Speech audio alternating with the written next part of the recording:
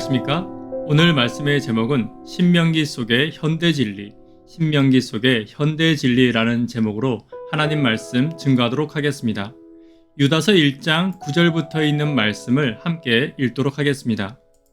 천사장 미가엘이 모세의 시체에 관하여 마귀와 다투어 변론할 때에 감히 비방하는 판결을 내리지 못하고 다만 말하되 주께서 너를 꾸짖으시기를 원하노라 하였거늘.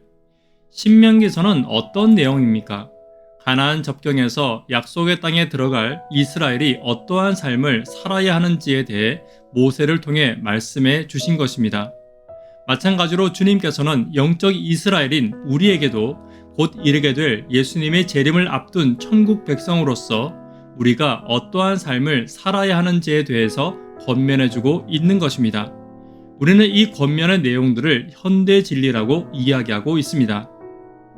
이스라엘 백성의 출애굽 여정은 처음부터 끝까지 전적인 주님의 은혜와 사랑으로만 진행되었습니다.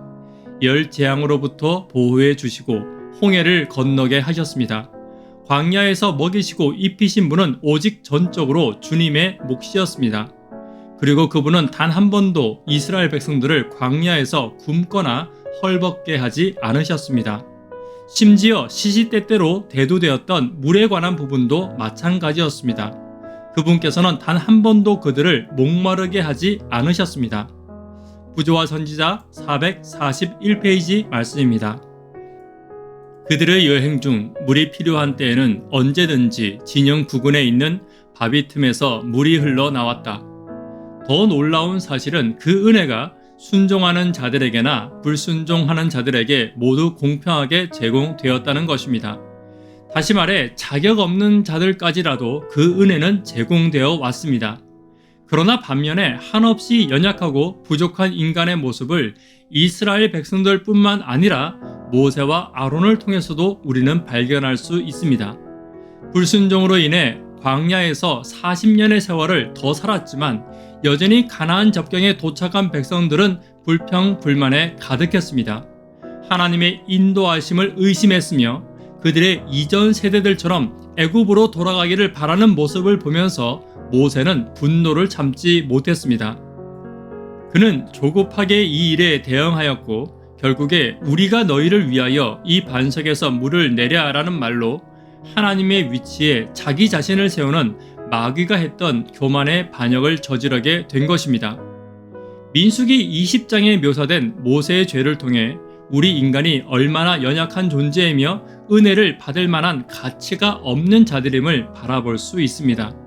그러나 감사한 것은 구원 얻을 자격이 없는 이스라엘 백성을 여전히 사랑하셔서 가나안 땅, 약속의 땅으로 인도하시기를 원하시는 하나님을 볼 수 있는 것입니다. 또한 지도자뿐만 아니라 백성 모두가 반역의 정신을 가지고 불평과 분노를 드러내는 그 상황 가운데서도 당장 필요한 식수를 반석을 열어 제공하시는 하늘 아버지의 놀라운 사랑과 은혜를 발견할 수 있습니다. 현대 진리가 무엇입니까? 구원은 전적으로 하나님의 은혜라는 사실입니다. 아무리 위대한 선지자요 영적 지도자였던 모세라 할지라도 한순간 하나님의 은혜를 잊어버리고 자신의 모난 성품을 드러낼 수 있습니다. 그러나 하나님은 오늘날도 변함없이 우리의 자격과 상관없이 그분의 은혜로 우리를 구원하시고 계신다는 것입니다. 오늘은 현대 진리를 따르는 현재의 신명기의 백성들은 어떤 삶을 살아야 할지, 어떤 언약을 붙잡고 있어야 할지 함께 살펴보도록 하겠습니다. 함께 찬미하도록 하겠습니다. 나의 안에 거하라. 나는 내 하나님이니 모든 환난 가운데 너를 지키는 자라. 두려워하지 말라. 내가 널 도와주리니 놀라지 말라. 내 손 잡아주리라. 나의 안에 거하라. 나는 내 하나님이니 모든 환난 가운데 너를 지키는 자라. 두려워하지 말라. 내가 널 도와주리니 놀라지 말라 내 손 잡아주리라. 내가 너를 지켜하여 불렀나니 너는 내 것이라 내 것이라 너의 하나님이라. 내가 너를 보배롭고 존귀하게 여기노라. 너를 사랑하는 내 여호와라. 첫 번째, 우리가 기억해야 할 신명기의 첫 번째 현대 진리는 믿음은 경력이 아닌 순종이라는 것입니다. 모세라는 이름이 붙여진 배경이 무엇입니까? 물에서 건진 자, 자신의 의지는 전혀 개입될 수 없는 어린아이를 범람하는 나일강에서 구원하시고 애굽 공주의 손에 닿게 하신 주님의 섭리로 얻게 된 이름, 그가 바로 모세입니다. 그 후로 모세는 주님께서 인도하시는 대로 순종할 때는 가장 열악한 환경 가운데서도 가장 안전하고 행복한 경험을 하게 되었습니다. 그러나 가장 풍족하고 가장 안정적인 삶이라 할지라도 주님의 말씀대로 순종하지 않을 때에는 결국 가장 쓰디쓴 고배를 마셔야 했던 인생이 모세의 인생입니다. 민수기 20장은 모세의 마지막 인생의 여정에서 그는 다시 한번 말씀대로 순종하며 사는 삶이 얼마나 행복하고 안전한 것이며 그렇지 못한 것이 얼마나 뼈아픈 과오를 남게 되는지를 몸소 보여주게 된 것입니다. 불평하는 이스라엘 백성 앞에 선 모세를 주님께서는 이전처럼 부르셔서 친히 이렇게 말씀하십니다. 지팡이를 가지고 내 형 아론과 함께 회중을 모으고 그들의 목전에서 너희는 반석에게 명하여 물을 내게 하라. 내가 그 반석으로 물을 내게 하여 회중과 그들의 짐승에게 마시울지니라. 늘 그러하셨듯이 주님께서는 매우 구체적이고 명확한 방법을 말씀해 주셨습니다. 지팡이를 가지라, 형 아론과 함께하라, 회중을 모으라, 반석에게 명하여 물을 내게 하라, 회중과 그들의 짐승에게 마시우라. 군더더기 없는 명확한 지시의 말씀이었습니다.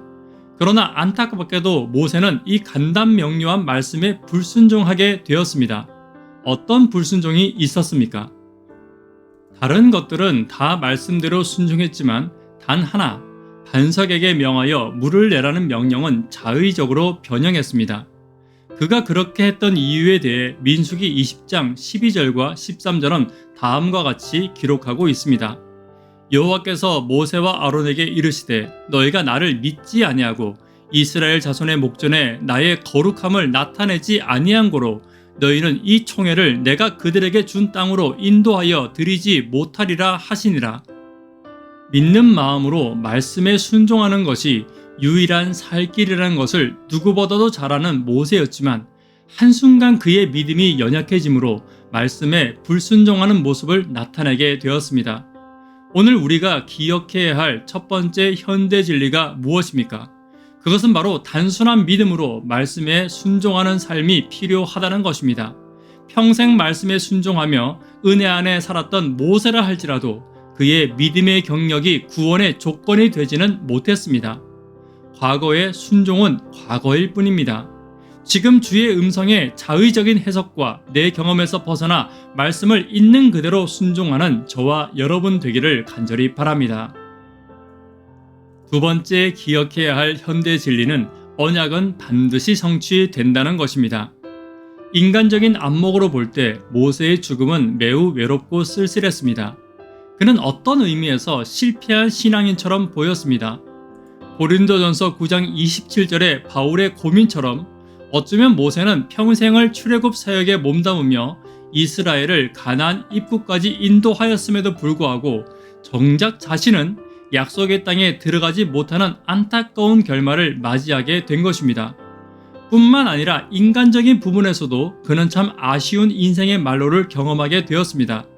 그는 홀로 산에 올라 죽음을 맞이하게 되었고 아무도 그의 임종을 지키지 못했습니다. 그리고 그의 무덤은 후대들에게 기억되지도 못했습니다.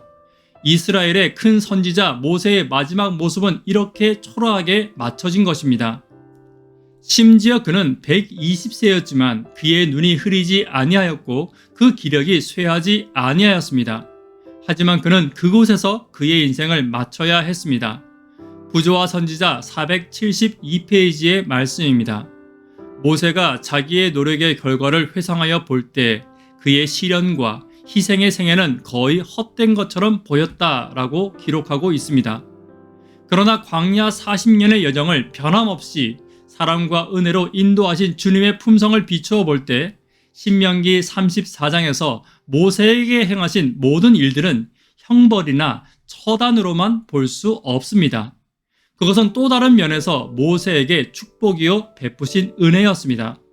비록 모세의 사역은 약속의 땅 앞에서 백성들을 인도하는 것으로 맞춰졌지만 죄인이라 할지라도 그를 끝까지 놓지 않으시고 약속의 땅을 보이시며 내 조상에게 허락된 이 땅이 너의 후손에게 반드시 주어질 것을 하나님께서 모세에게 직접 계시해 주신 것입니다.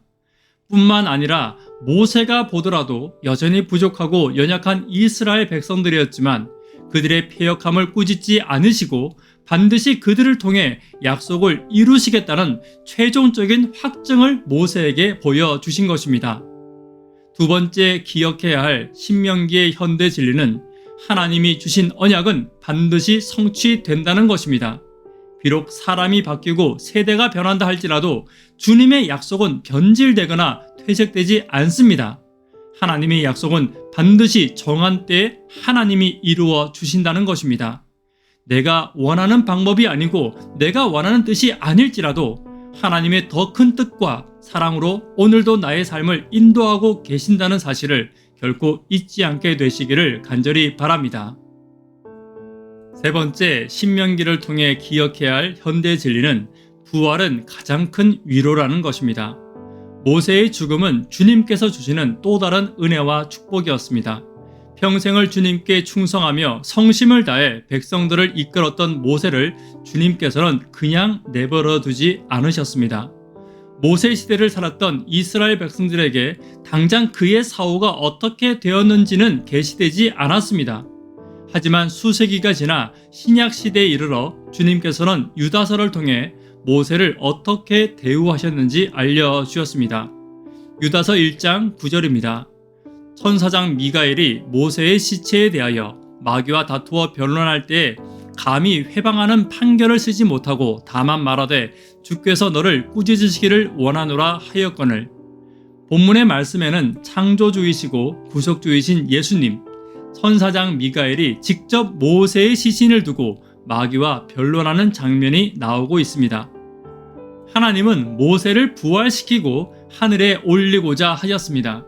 그때 사탄 마귀는 죄 가운데 죽은 모세가 자신의 소유임을 주장하며 모세의 부활을 반대함에 따라 유다서 1장 9절의 상황이 만들어지게 된 것입니다. 그 결과가 어떻게 되었습니까?